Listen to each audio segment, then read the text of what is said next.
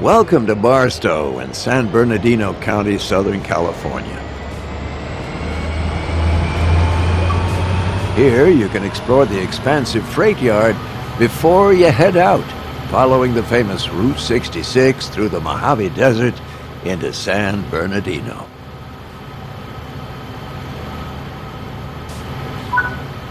There's a missing safety sign over there. Let's go fix it while you're here.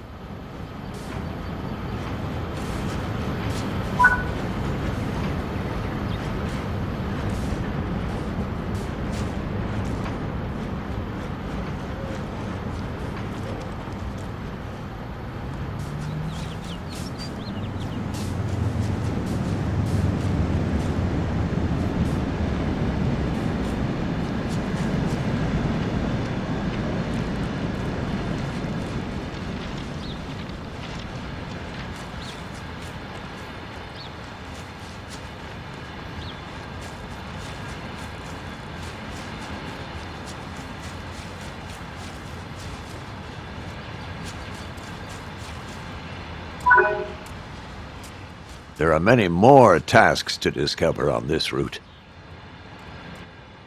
Along the way, make sure to put up route maps, install safety signs, refill water caches, and visit the food trucks.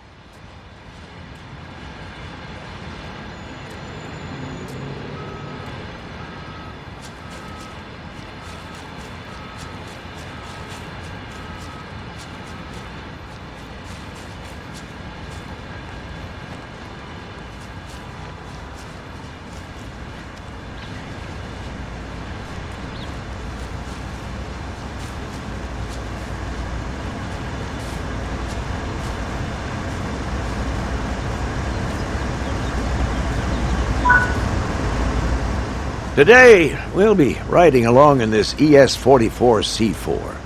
Climb aboard and take a seat.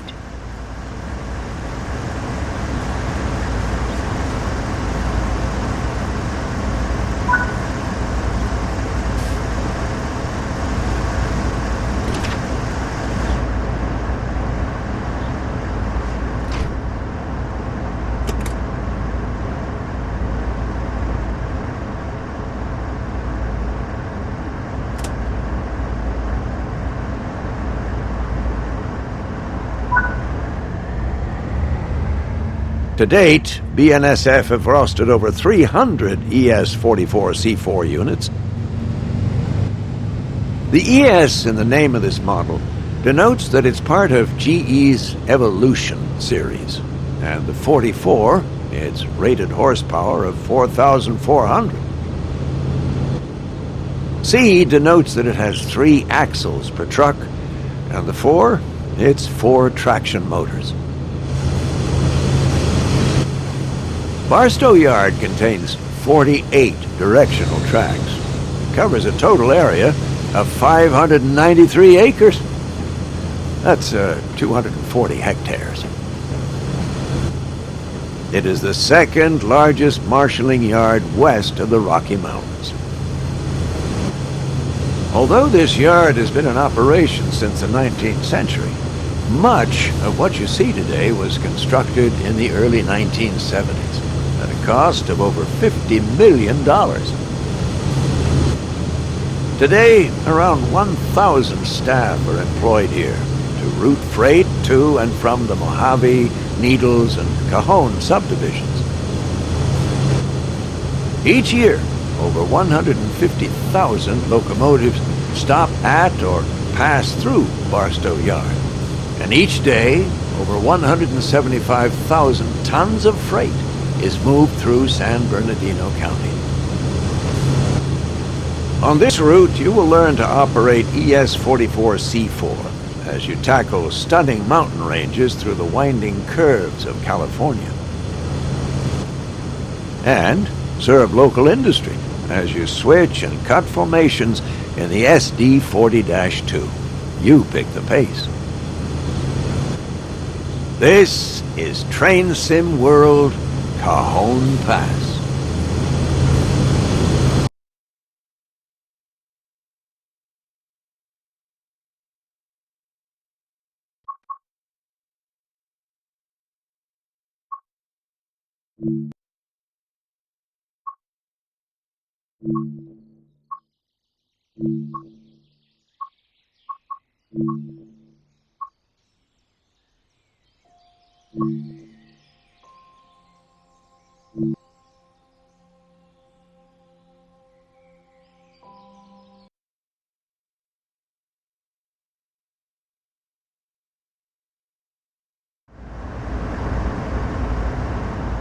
Okay, in this training module, you'll be learning how to perform a hill start and practice the switch from throttle to braking as you crest a gradient and go from ascending to descending. You'll be using GE ES44C4 locomotives hauling heavy intermodal freight. Now you'll go through the steps needed to take over this locomotive.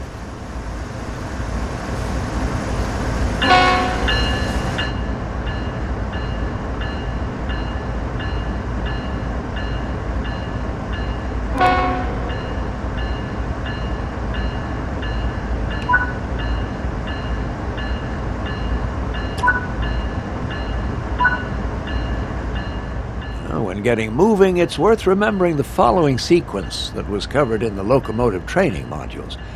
Independent on, auto off. Throttle on, independent off. Let's go through that slowly and understand why.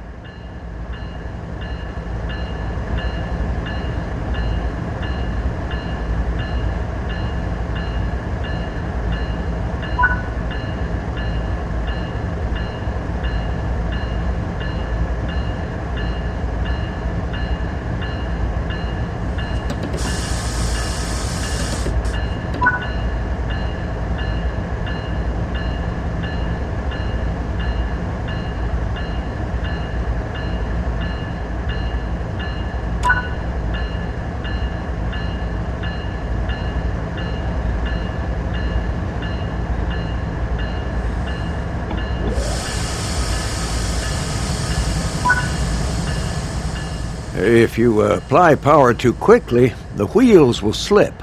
If this happens, reduce the amount of power to regain control and then gently reapply.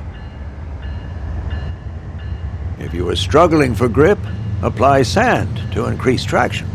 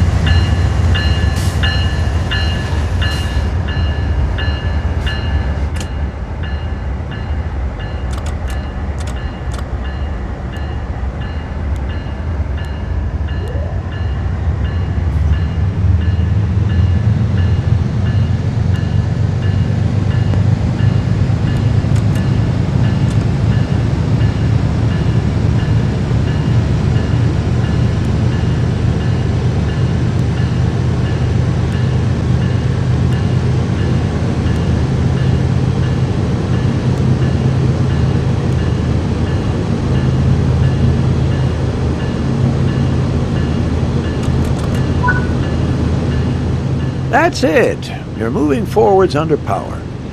If you use the same start process every time you begin moving, it'll become second nature.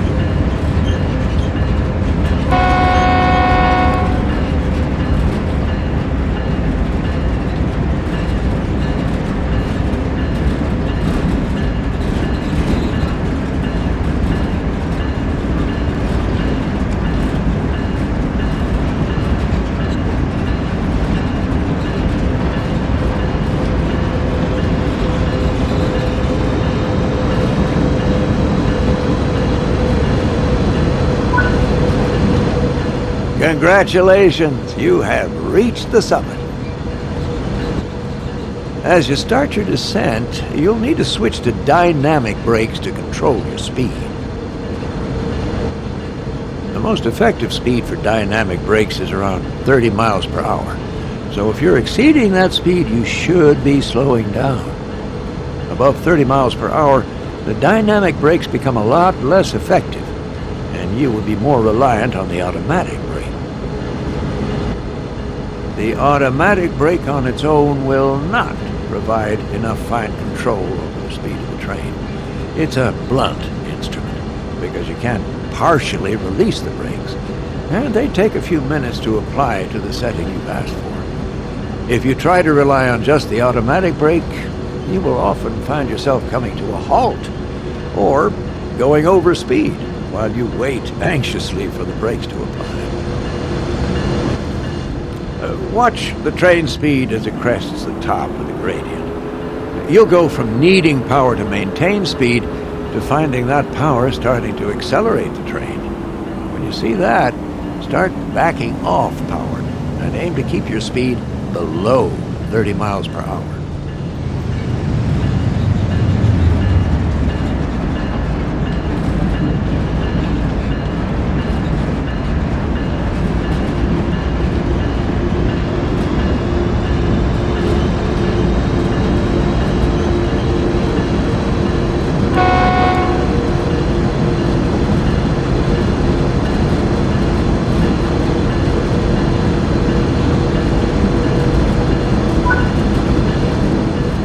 Once your throttle is at 0 and you're starting to pick up speed a little, it's time to get the dynamic brakes into their setup position. They'll need to be there for 10 seconds before you can use them further.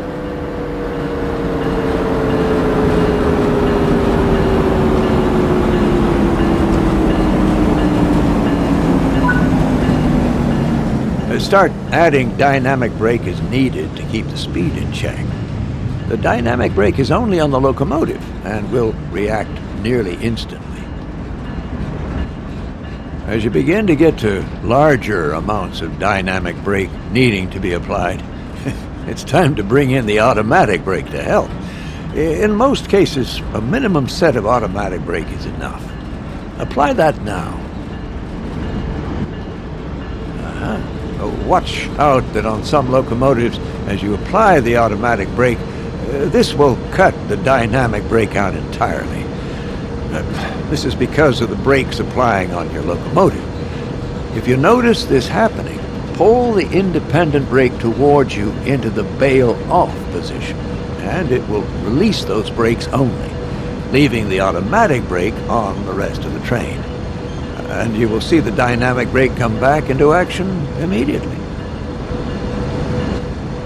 As the automatic brake begins to take effect down the length of the train, you'll notice the train begin to slow down due to the extra braking effort. Gently dial back the amount of dynamic brake to compensate for this, and continue to try and aim to keep your speed around but not exceeding 30 miles per hour.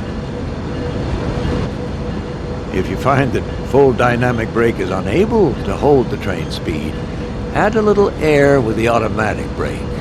Wait to see how the train reacts, and adjust with the dynamics as needed. Always work under your target speed of 30 miles per hour. If you find yourself chasing faster speeds, you'll need to take more substantial corrective action with the automatic brake.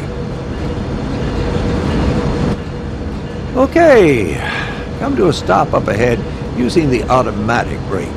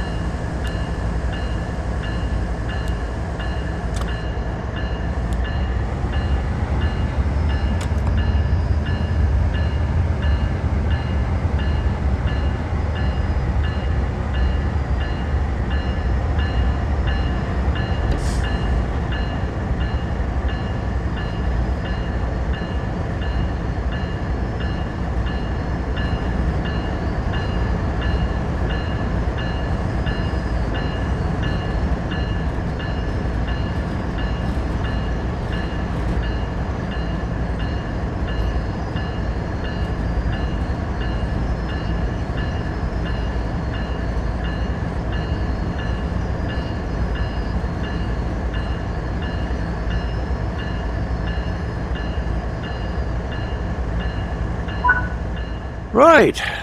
Well, that concludes this training module. It is highly recommended that you practice both hill starting and the change from ascent to descent until you are comfortable with them. They are one of the more challenging aspects of operating heavy freight, and you'll really feel like you're in more control of this train as you get the hang of this task.